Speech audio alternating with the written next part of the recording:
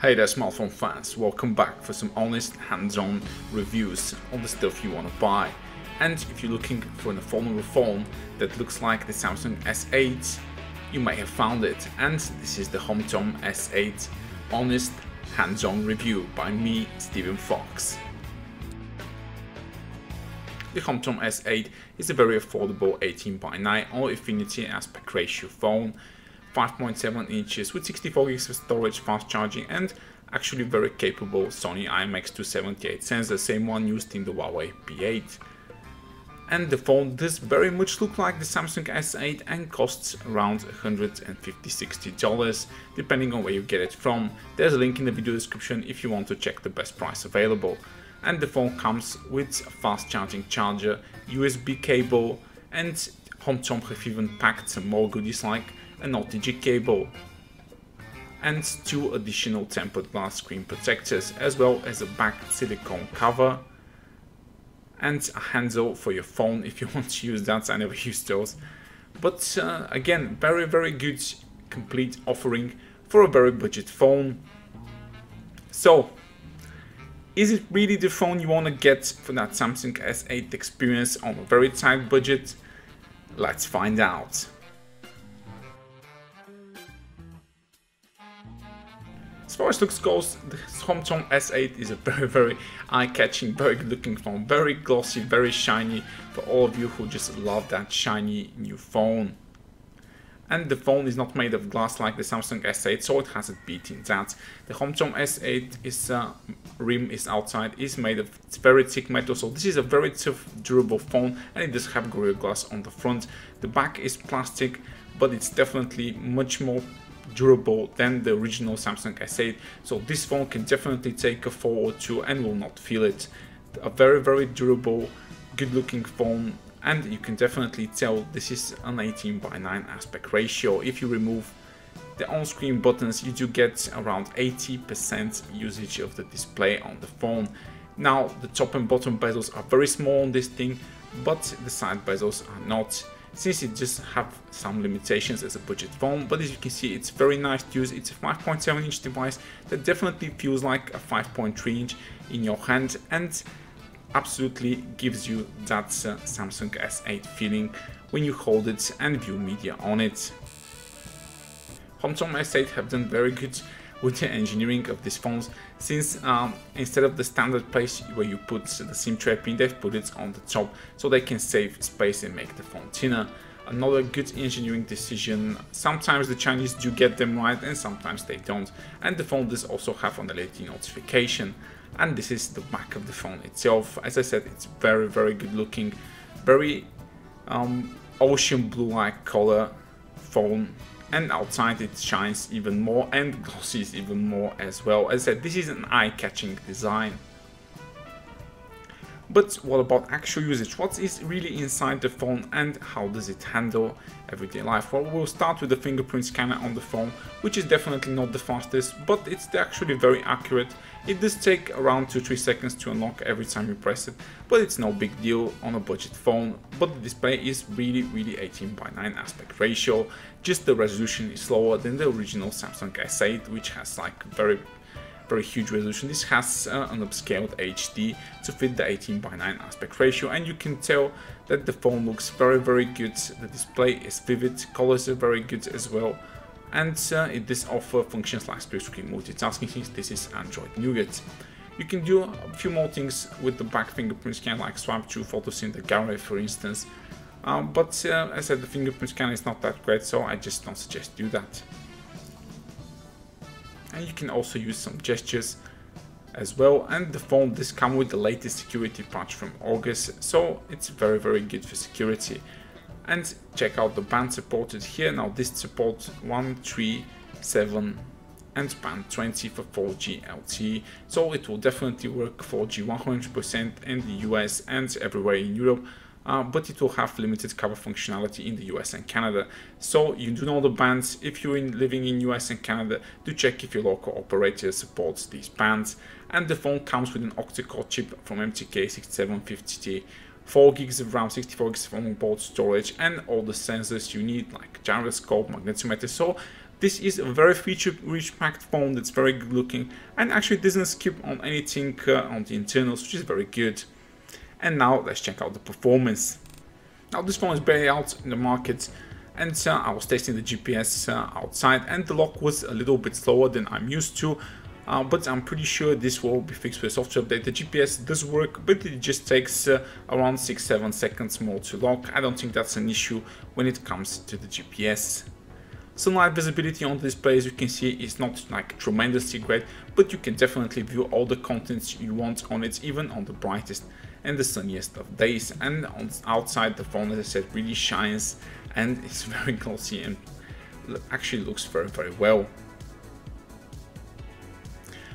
Actual real-world daily driver performance of the HOMTOM S8 is pretty good, on par with anything like the Redmi 4X, Ukito K6000 Plus and the Asus Zenfone 4 Max and 4 Max Plus. So it's very well inside its bullet range, and it punches a little bit above that thanks to actually HOMTOM using internal flash storage from Samsung, which is faster than the competition. And as you can see, the HOMTOM S8 delivers very good browsing, social medias and multitasking performance, even with split screen multitasking enabled. So this is a very good daily driver for all of you who are looking on a budget. It's not the fastest device at this price range, definitely, but it's very capable.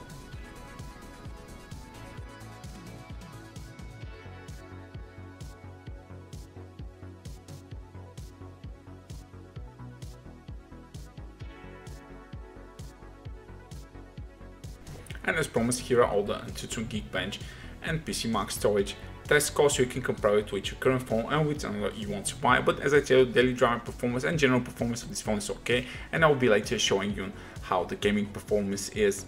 But now let's take a look at some 18:9 content run from the HOMTOM S8.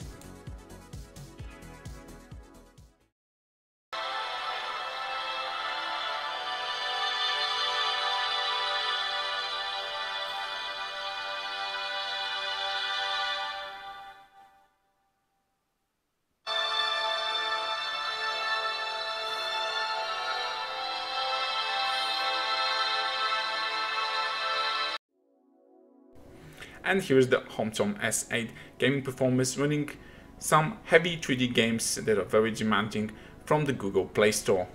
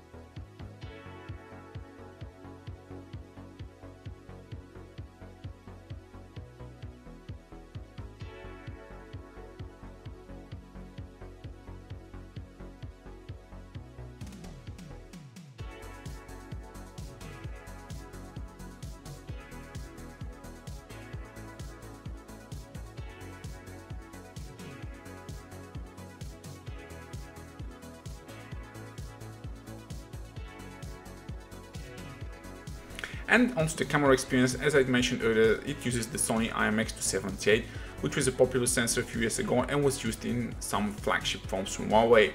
And you can definitely tell that the phone is not 16 megapixel, by the way, it's 30 megapixels, so switch off that 16 megapixel and definitely put on the auto scene detection, because it increases the low light performance very much. And these are the best settings for the HOMTOM S8 auto scene detection mode and 13 megapixel without zero shutter delay, and it does deliver very decent results regarding this is a budget phone.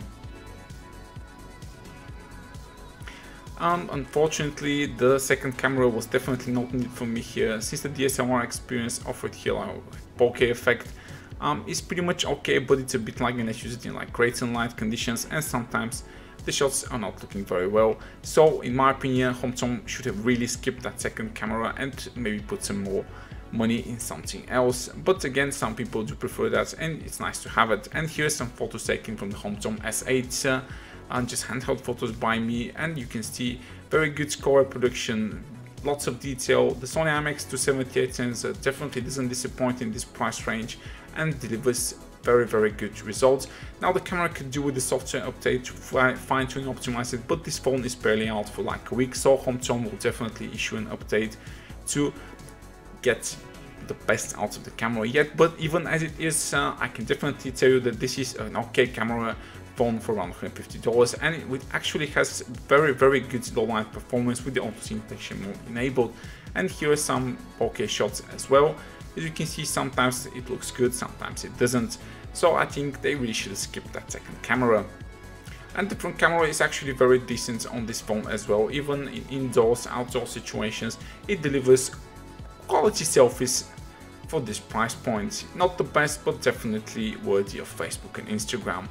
And but it comes to video quality, I was disappointed with the HOMTOM S8, as the main camera video is shaky and it loses focus a lot of the time. The front camera is a bit better, but I said this phone is very new to the market and could definitely come a software update to fix the video quality. One of those Samsung S8 phones from China. It's actually a pretty good phone if you're considering this is just below $200. And let's wrap it all up for the HOMTOM S8 budget Samsung S8 clone. Is it worth it? If you're looking for that clone S8 experience and definitely 80:9 aspect ratio on a very tight budget, the HOMTOM S8 definitely fits the bill. A very good phone, and it's even tougher and more durable than the original S8, which is for me always a bonus, and it's definitely okay to purchase. The cons on this phone are that the secondary camera is really not needed, the video quality is below par, GPS log slow, and the battery life lasts around a day and a half, with around 5 hours of screen on time max you can get on this phone. But that's okay since this is a budget phone, and you can buy the HOMTOM S8 from the link in the description below. This has been Steven Fox, thank you for watching my HOMTOM S8 review. Give the video a thumbs up if you like it, subscribe to my channel, and share the videos so that your friends can watch it as well. Stick around.